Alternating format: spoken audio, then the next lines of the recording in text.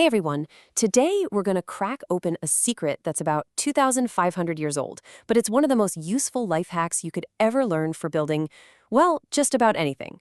We're talking about the Pythagorean Theorem, and believe me, it is your secret weapon for making sure everything you build is solid and perfectly square. So let's start with a problem that I think pretty much everyone has faced. Doesn't matter if you're a professional builder or just trying to assemble some furniture from a box. You always hit the same question. How can you be absolutely 100% certain that your corners are a perfect 90 degrees? You know the feeling, right? You spend all this time putting something together, you finally stand it up, and it wobbles. Ugh, it's just so frustrating. You try to straighten it out, but it just won't cooperate. Well, there's usually a very simple reason for that. Yep, that's almost always the culprit. The corners just aren't quite right. And here's the thing, from a giant skyscraper down to a little picture frame, the strength and stability of the whole structure comes down to having true right angles. If they're off by even a tiny bit, the whole thing can be weak and unsteady. So what's the fix? Well, the answer actually comes to us from the ancient world, and it's been hiding in plain sight this whole time, inside one of the simplest shapes there is. The solution is all about a special little shape, the right triangle. So what is a right triangle? It's super simple. It's any triangle that has one and only one perfect 90-degree corner. We usually mark that corner with a little square, just to be clear. And this is so important because the magic we're about to talk about only works with this one specific type of triangle. Okay, quick vocabulary lesson because it's important. The sides have special names. The two sides that actually touch and form that 90-degree angle, we call those the legs. And that third side, the one that's kind of slanting across from the right angle, that's the hypotenuse. And just burn this into your brain, the hypotenuse is always the longest side, no exceptions. And this is it. This is the magic formula. The ancient secret boiled down to one of the most famous equations in all of human history. A squared plus B squared equals C squared. So simple, so elegant, and it's the key to solving our wobbly corner problem for good. Now, I know what you might be thinking. Okay, A squared plus B squared, why? Where did those little 2's come from? Well, it's not random at all. That whole squared thing is there for a very real, very visual reason. It's literally all about squares. Let's actually picture this. Imagine you take the first leg of our triangle, side A. Now, what if you built a perfect square off of that side? The area of that square would be length times width, which is just A times A, or A squared. And then, you guessed it, we do the exact same thing for the other leg, side B. We build a perfect square using that side as our base. The area of that square is B times B, or B squared. So now you've got two squares sitting on the two legs of your triangle.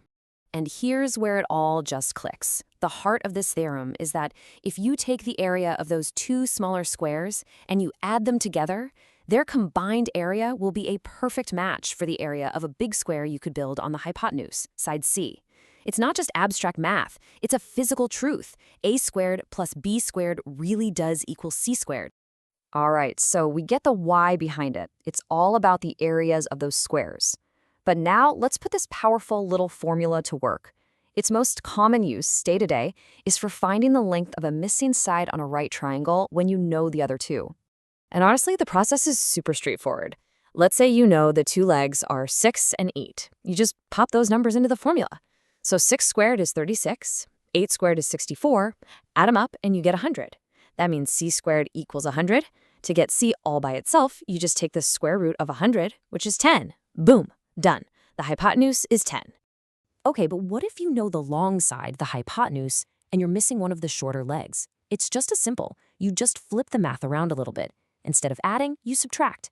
So if your hypotenuse is 13 and one leg is 12, you do 13 squared minus 12 squared. That gives you 25. Find the square root of 25 and you get 5. The missing leg has to be 5. Right, finding missing sides is cool and all, but let's go back to that wobbly shelf we talked about at the beginning. How can we use this to check an angle, to actually prove if a corner is a perfect 90 degrees? This is where the theorem stops being a calculator and starts being a diagnostic tool. Okay, check out Ken's picture frame here. He measures the two sides that make the corner. They're 3 inches and 4 inches. Then he measures the diagonal from corner to corner, and it's 5 inches. So he asks the theorem, does 3 squared plus 4 squared equal 5 squared? Well, 9 plus 16 is 25, and 5 squared is also 25. Because 25 equals 25, the math works out. His corner is perfect. But what about when it's not a right angle? Let's look at Alexa's door. She measures her sides, she runs the numbers, and a squared plus b squared adds up to 36,305. But c squared, the diagonal, is 36,864. Uh-oh. Those numbers are close, but they are not equal. The theorem is telling her, nope, this corner is not a true right angle. Now she knows exactly what needs to be fixed. And, this isn't just for making furniture or hanging doors. This principle is literally everywhere. The Pythagorean Theorem describes the fundamental geometry of the world we live in. It's used all the time in navigation, architecture, design, anytime you need to calculate a distance or make sure something is stable. Think about it like this. A boat sails 45 miles due north, then it makes a hard right turn, a perfect 90-degree turn, and sails 32 miles due east. What it's done is create a giant right triangle on the water. The two legs are 45 miles and 32 miles long. The question is, how far is it in a straight line from where it started? That straight line, that as the crow flies distance, that's the hypotenuse. We just plug 45 and 32 into our formula, do the math, and the theorem tells us the boat is about 55 nautical miles from its starting point. And this isn't just some abstract problem. This is the basic logic behind how GPS works to pinpoint your location right now. Okay, now I'm going to give you a serious shortcut, like a mathematical cheat code. There are these special sets of whole numbers, called Pythagorean triples, that always make a perfect right triangle. The most famous one is 3, 4, 5. If you can remember these sets, you can instantly check for right angles without even doing any math. Carpenters have been using the 3, 4, 5 trick for centuries to lay out perfectly square foundations. So when you really step back and think about it, the Pythagorean theorem is so much more than just some formula you had to memorize in school. It's this incredible, powerful bridge that connects the visual world of shapes and geometry with the practical world of measurement and the abstract world of algebra. It ties them all together. And that's the coolest part. You now have this secret knowledge. It's a tool that helps you not only build things better, but to actually see the world in a new way. So I have a challenge for you.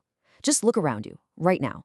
The corner of your monitor, the frame of your door, the windows, they are all built using this 2,500-year-old idea. The real question is, are they all perfectly square?